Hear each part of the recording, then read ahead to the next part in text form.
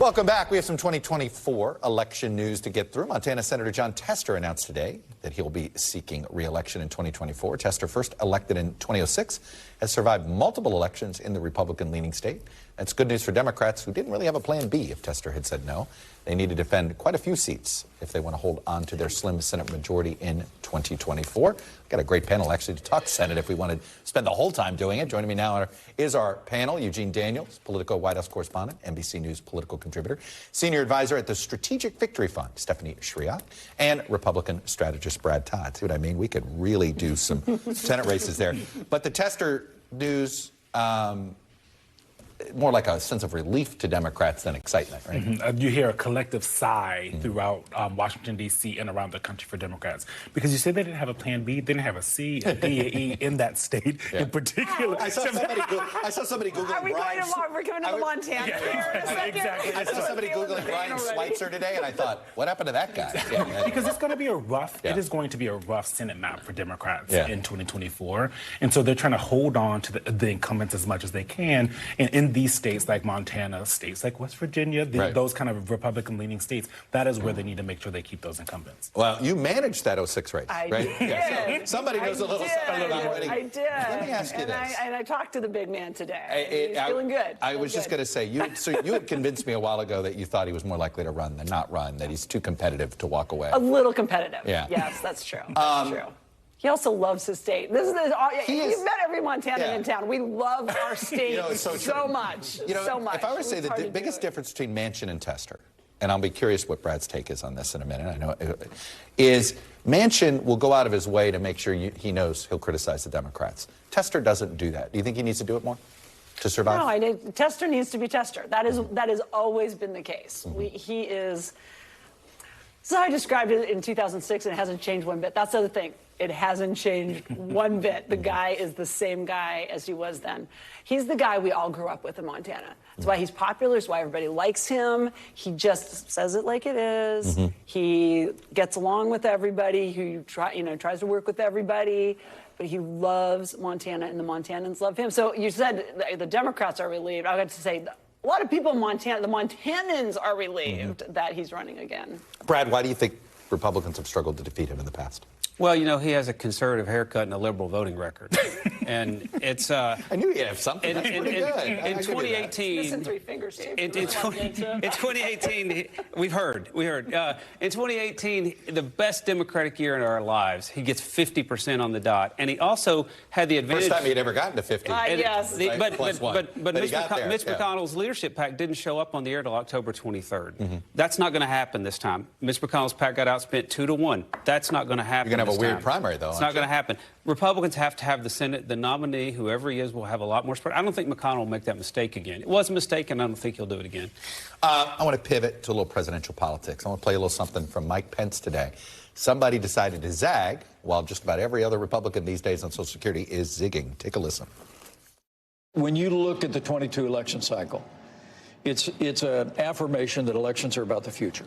Our candidates that were focused on the past, particularly on relitigating the last election, did not do well, including in areas that we should have done very well. Did you say we need someone else in 2024? You're on record saying that. I've said I think we're going to have better choices. I really do. Than former President Trump. I think we're going to have better choices. Well, it was not the clip I meant to play. The clip I meant to play was him deciding, Brad, that he's not afraid of touching Medicare and Social Security. And he is saying, hey, these need to be reformed. Don't run away from it. Well, I think, you know, Vice President Pence is looking for his lane, right? He's drafting in a crowded field, and he's looking for a slicker part of the track. And so I think he's probably trying to revive the Ryan wing of the Republican Party, sort of the green eye shade wing that worships at the altar of balanced budgets and not a policy side.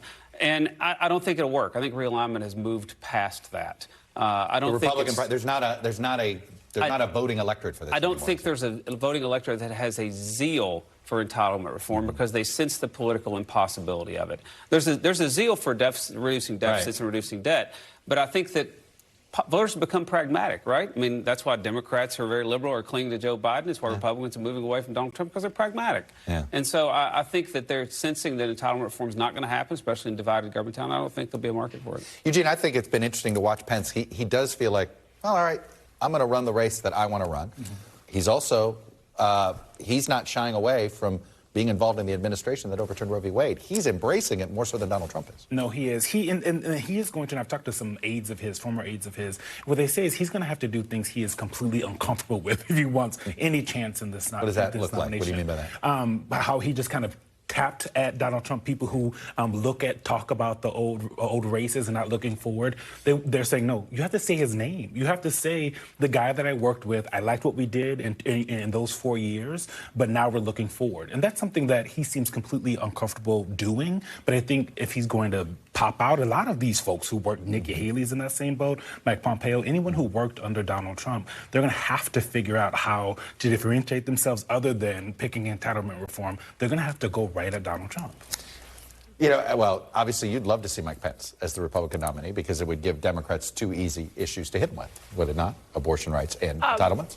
Yes, it would. But I still think even though you see some Donald Trump slippage in the polls, all these people are going to jump in, and here we go again. We've been to this rodeo. Donald Trump swings, and he swings hard. And just was said, you got to swing back, and I'm just not seeing these Republicans willing to swing back at him. I don't see it. And then we're going to end up with the winner-take-all races through these primary season.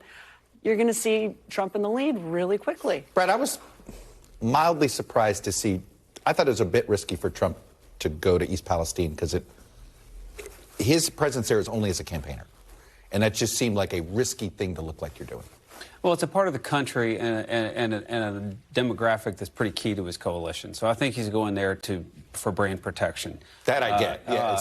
But it is a little risky, is it not? Looking like for sure. But he's a riverboat gambler in politics, right? Yeah. And he's lived through a lot of gambles that didn't work out. And so, but I think to your point, the fact about winner take all by state and winner take all by congressional district, that's Donald Trump's best strategy right now. Is the fact that the Republican primary gives a lot of its delegates to people who have a plurality that's not anywhere close to 50, and it's not proportional. However, I do think that a lot of Republicans, you're going to see a lot of Republicans who were with Donald Trump because they thought he was going to win, now not be with Donald Trump because they don't think he can win. The same pragmatism that got them there will take them away. Exactly. But one of the things that when I talk to Republican strategists who are hoping that Donald Trump is not the nominee, that they keep telling me is that everyone knows, every Republican knows, and has not learned the lesson of one-on-one with Donald Trump is best, right? They have to get around a room, pick somebody, and move on. Well, is it though? Like, what's the proof of that? There's no proof of the opposite, right? Because you have his 34 to 40% that's not going anywhere every single time they go to one of these states, and all of these Republican candidates, these strategists think they're the person, that they should be the person, but then if you end up with an 8-9 person team or stage, that is rough for Republicans. This is them, not me. All right, Joe Manchin doesn't put away this idea that he might run for president on some other unity ticket, independent, whatever you want to call it. I'm guessing there's deep skepticism at this table that in our polarized climate that anybody can split the middle. What do you make of Manchin's flirtation?